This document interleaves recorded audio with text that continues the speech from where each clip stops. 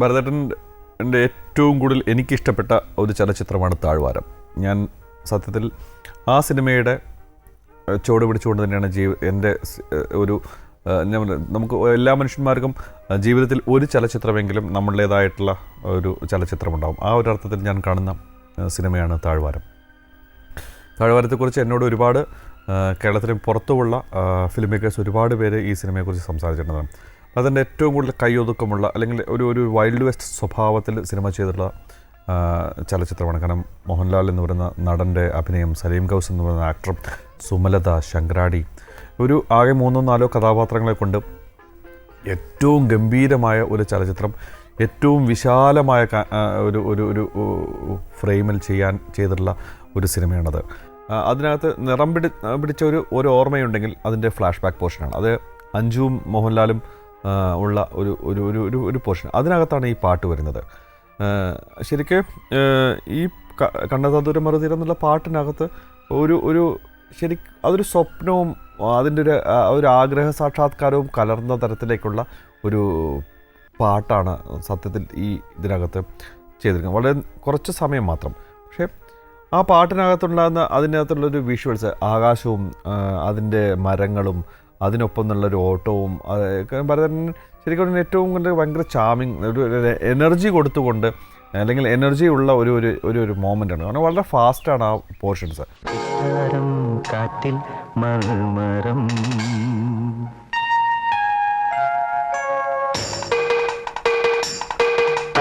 മണലെട് മണിയെട് തകിലൊട് കുഴലെട് തണ്ടെട് തടയെട് തിരുവുടൽ അഴകൊട്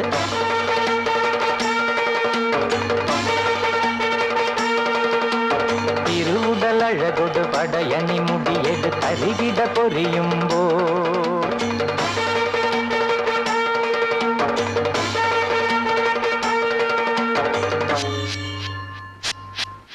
ചിറ്റാരം കാറ്റിൽ മരം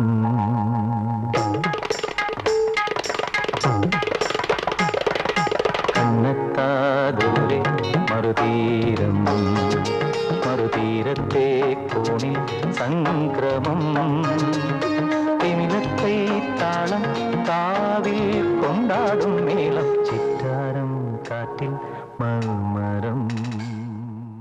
അരവിന്ദ് സ്വാമിയെയും ശ്രീദേവിയെയും നായികന്മാരാക്കിയിട്ട് ഭരതേട്ടൻ ചെയ്തൊരു ചലച്ചിത്രമുണ്ട്, ദേവരാഗം. ഇത് ബ്രാഹ്മണ സമുദായത്തിലെ ഒരു മനുഷ്യൻ സബണ്ടിയായി മാറുന്ന ഒരു കഥയാണ്. ഒരു സമുദായത്തിൻ്റെ പ്രത്യേകമായ ഒരു അവസ്ഥയിലുള്ള ഒരു കഥ പറയുന്നതിനൊപ്പം തന്നെ അതൊരു പ്രണയകഥ കൂടിയാണ്. വളരെ വ്യത്യസ്തമാണോ എന്നൊക്കെ പറഞ്ഞു തോന്നുന്നൊരു പശ്ചാത്തലമുണ്ട് ആ പ്രണയകഥയിൽ തന്നെ. അത് എങ്ങനെ ഭരതൻ്റെ ഈ മനസ്സിലുള്ള ഒരു ചിത്രകാരൻ എങ്ങനെയാണ് രാധയെ കാണുന്നത്, എങ്ങനെയാണ് കൃഷ്ണനെ കാണുന്നത് എന്നൊക്കെ പറയുന്ന ആ ഒരു അവസ്ഥ വളരെ മനോഹരമായിട്ട് കൊണ്ടുപോയിട്ടുള്ള ഒരു ഒഴുക്കുള്ള ശരിക്കും ഒരു കാറ്റിങ്ങനെ കടന്നു പോകുന്നത് പോലെ പാട്ടും അതിനൊപ്പം തന്നെയുള്ള വിഷ്വൽസും കടന്നു പോകുന്ന ഒരു സ്ഥിതി ഈ പാട്ടിനകത്ത് വളരെ വ്യക്തമായിട്ട് ദേവരാഗം എന്ന ചലച്ചിത്രത്തിൽ ഭരതൻ ചെയ്തിട്ടുണ്ട്. കീരവാണി MD രാജേന്ദ്രൻ കൂട്ടുകെട്ടിൽ പിറന്ന നല്ല ഗാനങ്ങൾ. അതിലേറ്റവും എനിക്ക് പേഴ്സണലി ഇഷ്ടപ്പെട്ട ഒരു പാട്ടാണ് ശിശിരകാലമേഘമിഥുനരതിപരാഗമോ. അതിലെ ഓപ്പണിംഗ് ഒരു ഫ്ലൂട്ട് BG കേൾക്കാൻ വേണ്ടി മാത്രം തന്നെ ഞാൻ ഒരുപാട് തവണ ഈ പാട്ട് ഇറങ്ങിയ സമയത്ത് CD അല്ലെങ്കിൽ കാസറ്റ് റീവൈൻഡ് ചെയ്ത് കേട്ടിട്ടുണ്ട്. ശിശിരകാലമേഘമിഥുനരതിപരാഗമോ അതോ ദേവരാഗമോ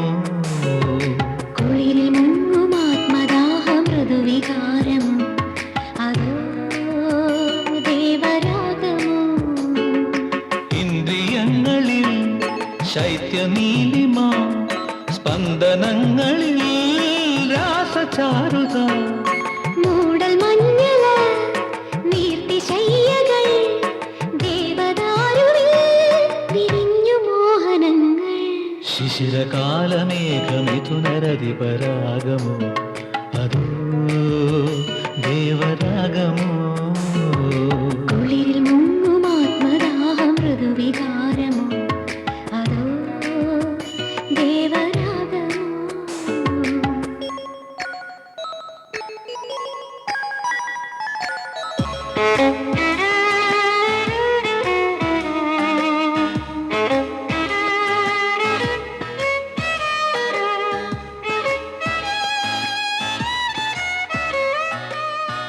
ജയചന്ദ്രൻ സാറും ചിത്ര ചേച്ചിയും ചേർന്ന് അതിമനോഹരമായി പാടിയ ഒരു പ്രണയഗാനം. പ്രണയഗാനം എന്ന് മാത്രം അതങ്ങനെ പറഞ്ഞൊതുക്കുന്നില്ല. കാരണം പ്രണയത്തിൻ്റെ ഏറ്റവും മൃദുലമായ ഭാവങ്ങളെ ഇങ്ങനെ തൊട്ട് തൊട്ട് തൊട്ട് തൊട്ട് പാടിത്തീർക്കുന്ന ഒരു ഗാനം. ആദ്യരോമഹർഷവും അങ്കുലീയ പുഷ്പവും അനുഭൂതി പകരുന്ന മധുരം. സ്വപ്നവും ആനന്ദബാഷ്പവും കതിരിടും ഹൃദയങ്ങളിൽ. മദനഗാന പല്ലവി ഹൃദയ ജീവരഞ്ജിനി ഇതളിടുമീ നിമിഷങ്ങൾ ധന്യം ധന്യം. ശിശിരകാലം ശിശിരകാലമേഘമിഥുനരതിപരാഗമോ അതോ ദേവരാഗമോ. കുളിരിൽ മുങ്ങുമാത്മദാഹ മൃദുവികാരമോ അതോ ദേവരാഗമോ. മലയാള സിനിമയിലെ എക്കാലത്തെയും പ്രധാനപ്പെട്ട ചലച്ചിത്രകാരന്മാരുടെ പേരെടുക്കുമ്പോൾ ആദ്യത്തെ 5 എണ്ണത്തിൽ 5 പേരുടെ പേരെടുക്കുമ്പോൾ അതിൽ ഒന്ന് ഭരതേട്ടനായിരിക്കും എന്നുള്ളത് നിസ്സംശയം പറയാം. കാരണം ഭരതേട്ടൻ്റെ സിനിമകൾ, ഭരതേട്ടൻ തന്നിട്ടുള്ള രീതി, വിഷ്വൽസ്, ഭരതേട്ടൻ പറഞ്ഞിട്ടുള്ള കഥകൾ, ഭരതേട്ടൻ ചെയ്തിട്ടുള്ള ഓരോ സിനിമയും ശരിക്കും മനുഷ്യൻ്റെ മനസ്സിലേക്ക് മാത്രം കടന്നു ചെന്നുകൊണ്ട് അദ്ദേഹം ചിത്രം വരച്ചതാണ്. ആ വരച്ച ചിത്രങ്ങളെല്ലാം മനുഷ്യൻ ഉള്ളിടത്തോളം കാലം, മനസ്സ് ഉള്ളിടത്തോളം കാലം, മലയാളി ഉള്ളിടത്തോളം കാലം നിലനിൽക്കും.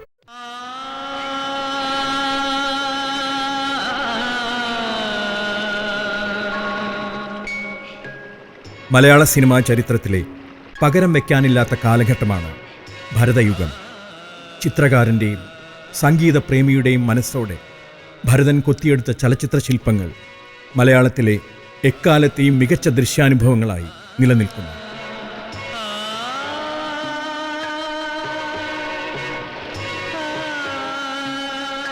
വിടവാങ്ങി വർഷങ്ങൾ കഴിഞ്ഞിട്ടും ആ അനുഭവങ്ങൾ ചലച്ചിത്രകാരന്മാരുടെ പിൻതലമുറകളെ പ്രചോദിപ്പിച്ചുകൊണ്ടിരിക്കുന്നു.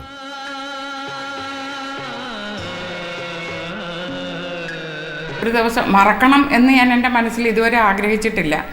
എങ്കിലും ചില നമുക്ക് വേദന തോന്നുന്ന ചില കാര്യങ്ങളൊക്കെ ഉണ്ടെന്ന് വരികയില്ല. എന്തായാലും മനുഷ്യൻ്റെ ജീവിതമല്ലേ, നമ്മൾ ജീവിച്ചത് ഈ രീതിയിലായിരിക്കും. എല്ലാം നല്ലതിനാണ് എന്ന് പറയുമെങ്കിലും നമുക്ക് ഒരു പകുതിക്ക് മേലെ നമുക്ക് ദുഃഖങ്ങൾ ഉണ്ടാക്കുന്ന ഒത്തിരി സംഭവങ്ങളുണ്ടാവും. മറക്കണം, ഇനി അതൊന്നും ഞാൻ ആലോചിക്കത്തില്ല എന്ന് പറഞ്ഞാൽ അതായിരിക്കും ഏറ്റവും കൂടുതൽ മുമ്പിൽ വരുന്നത്. അന്ന് ഏതെങ്കിലും ഒരു ഷൂട്ടിങ്ങിന് പോകുമ്പോഴും അവിടെ ചെല്ലുമ്പോഴോ അല്ലെങ്കിൽ നിൽക്കുമ്പോഴോ ആദ്യം ചേട്ടനെ പറ്റി ആരെങ്കിലും ഒരാൾ എടുത്തിട്ട് കഴിഞ്ഞാൽ പിന്നെ നമ്മൾ അതേപ്പറ്റി കുറേ നേരം സംസാരിക്കും. അപ്പോൾ മറക്കണമെന്ന് വിചാരിച്ചാലും മറക്കാൻ പറ്റില്ല. അങ്ങനത്തെ ഒരു ലെവലിലാണ് നിൽക്കുന്നത്. അത് ചേട്ടനെ പറ്റിയും പറയാറുണ്ട്, പപ്പനെ പറ്റിയും പറയാറുണ്ട്.